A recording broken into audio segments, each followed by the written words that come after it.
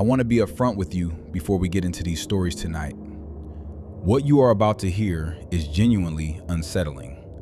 And I say that as someone who has spent years reading through submissions from people all over the country. These 3 accounts were sent in by real people, and each one involves something that was captured on a doorbell camera. The footage exists, the people exist, and in at least 2 of these cases, what happened next still does not have a clean explanation. So get comfortable, turn the lights up if you need to, and let us get into it. This happened to me in October of 2022. I was 26 years old and living alone in a rental house in Akron, Ohio. It was a small place, nothing special, just a 2-bedroom on a quiet residential street with a covered front porch and one of those video doorbells my sister had installed for me the previous Christmas because she worried about me living by myself. I had honestly forgotten the thing was even there most of the time. I checked the app maybe once a week. I worked nights at a distribution warehouse, so my schedule was inverted from everyone else on the block. I would get home around 6:30 in the morning, sleep until 2 or 3 in the afternoon, then spend my evenings alone before heading back to work. It was a lonely routine, but I was used to it. The first time it happened was on a Tuesday night. I was already at work when my phone buzzed with a motion alert from the doorbell camera. This was normal. Cats, passing cars, wind moving the bushes near the porch steps. I opened the app out of habit and looked at the live feed. There was a man standing at the far left edge of my porch, partially outside the camera's field of view. You could see about 2/3 of him.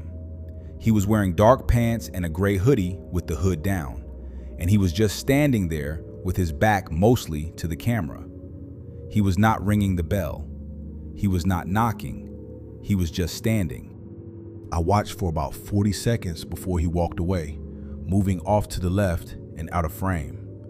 I told myself it was a neighbor who had the wrong house. I sent my sister a screenshot and she said the same thing. I went back to work. The second time was the following Thursday, 2 days later at 2:14 in the morning. I was asleep this time. The motion alert woke me up and I grabbed my phone without really thinking. Same man, same gray hoodie. This time he was closer to the door, standing directly in front of it with his face angled slightly downward like he was looking at the door handle. He stood there for a full minute and 40 seconds. I know because I was watching the live feed with my heart going absolutely insane in my chest. Whew. Then he turned and walked away in the same direction as before. I called the non-emergency police line. They took a report and said they would increase patrols in the area. No one came to my door that night. I checked every lock in the house twice and did not go back to sleep. The third visit is the one that still makes me feel sick when I think about it. It was the following Saturday, almost exactly 1 week after the first incident, 2:47 in the morning. I had actually been expecting something because by this point, I had developed a paranoid habit of checking the app every hour before bed. The alert came in and I opened it and he was there again. Same spot, same hoodie, same posture.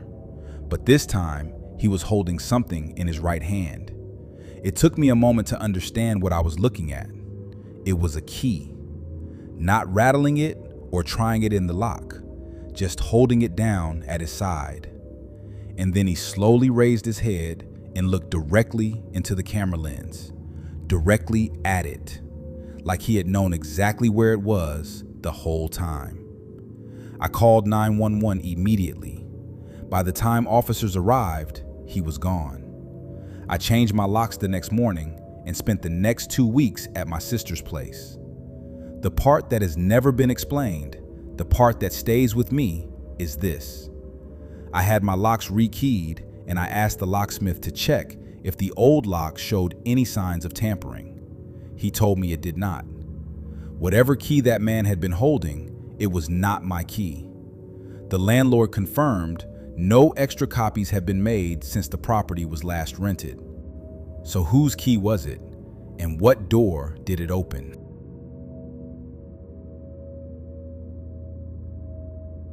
I know how this one sounds. I know how it reads. But I promise you, I am not embellishing a single detail because what happened was disturbing enough without me needing to add anything. This was the summer of 2023. I was 31, living in a townhouse in a suburb outside of Charlotte, North Carolina. The neighborhood was nice enough. Families, young professionals, the usual mix. I had lived there for about 8 months without any problems at all. It was a Friday night, around 11:45. I had just gotten back from dinner with some coworkers, and I was sitting on my couch with a glass of water, winding down. My phone buzzed with a motion alert, and I pulled up the Doorbell camera app. There was a woman on my porch. She looked to be in her mid-30s, wearing a floral dress, hair pulled back. She rang the bell. I looked through the camera and asked through the app's two-way audio who she was and what she needed. She said she lived 2 streets over and her car had broken down and her phone was at 3% and she just needed to borrow a charger for a few minutes so she could call her husband.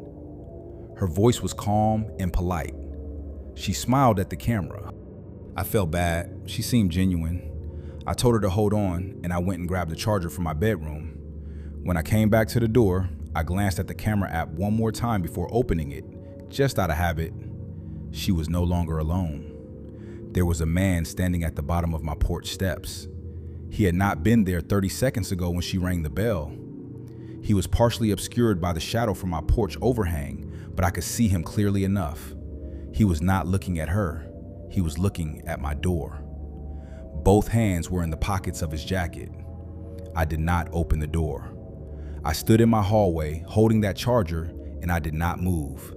I used the two-way audio and I said, "I'm sorry, I actually don't have one that would work for your phone." She paused for just a moment, then smiled again and said, "Oh, no worries. Thank you anyway." She turned and walked down the steps past the man without acknowledging him in any way. They walked off together in the same direction, not speaking to each other, not walking beside each other, just moving in the same general direction like 2 strangers who happened to be going the same way. I reviewed the full camera footage afterward. The man had approached my porch from the side yard, not from the street. The side yard has a gate that leads to my back fence. When I went to check it the next morning, the gate latch was broken. It was not broken before that night. I know because I had been in the backyard 2 days prior to mow the grass. The most unsettling part of the whole thing is something I only noticed when I watched the footage back at full speed. Right before the woman rang my bell, right before the motion alert even triggered, there is a 2-second clip of the man already moving through my side yard toward the gate. He was already going around back when she knocked. She was not looking for a charger.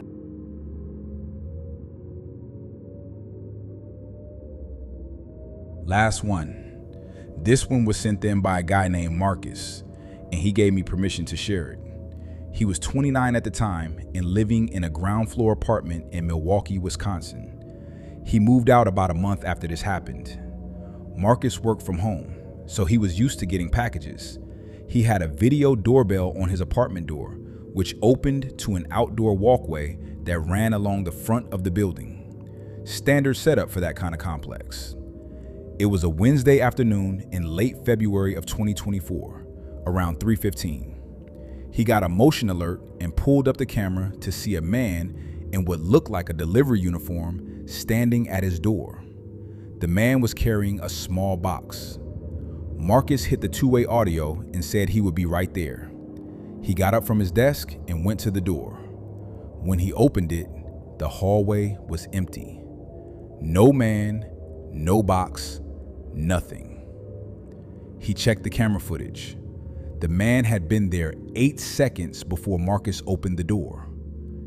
8 seconds. He had not walked left or right down the walkway. He was simply there, and then he was not. Marcus told me he stood in that doorway for about 30 seconds, completely confused, before he noticed something on the ground.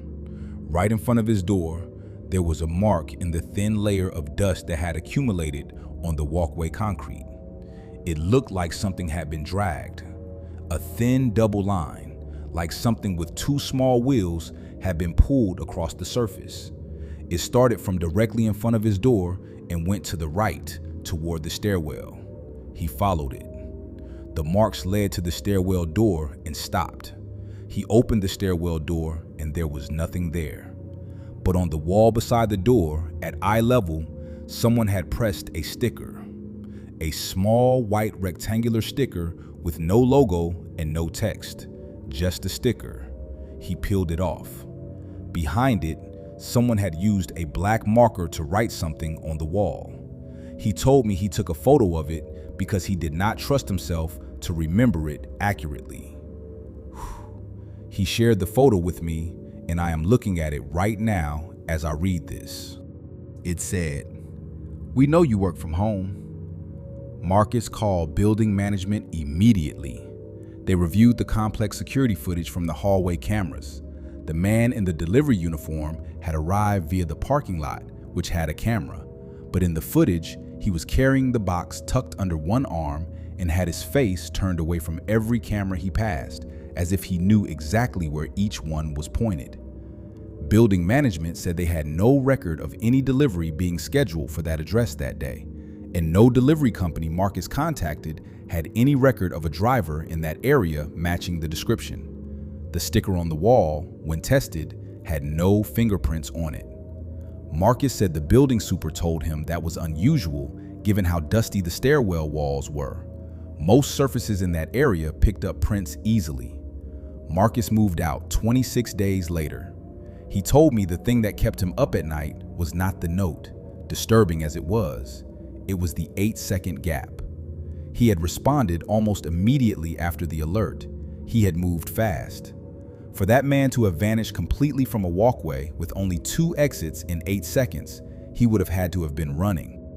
But in the footage, right up until the moment Marcus's door handle moved, the man was standing completely still, facing the door, holding that box with both hands. He never turned to leave. The camera caught him standing there, and then the footage shows the door handle turning as Marcus grabbed it from the inside. And in the single frame between the door handle moving and the door actually opening, the man is gone. Not walking away, not turning, just gone. Now I want to say something before we end tonight, because I get asked a lot whether I think these stories are real or whether I think the people who submit them are just creative writers looking for attention. And the honest answer is, I do not always know. I cannot verify every detail. I cannot pull every piece of footage and run it through a lab. But what I can tell you is that the details in these accounts, the specific timestamps, the mundane and unglamorous observations these people made in moments of genuine fear, the way each story ends, not with resolution, but with the question that has no comfortable answer. Those things feel like the texture of something real. People who make things up tend to wrap them up neatly. They give you the monster, or they give you the escape, or they give you the explanation. Real experiences do not always do that. Sometimes you just get a man standing on your porch holding a key that opens nothing you can identify. Sometimes you get 2 people who were strangers to each other walking away from your door in the same direction without speaking. Sometimes you get 8 seconds in an empty hallway in a note that tells you someone has been watching. Lock your doors tonight. Check your camera footage. And if you have a story of your own, you know where to find me.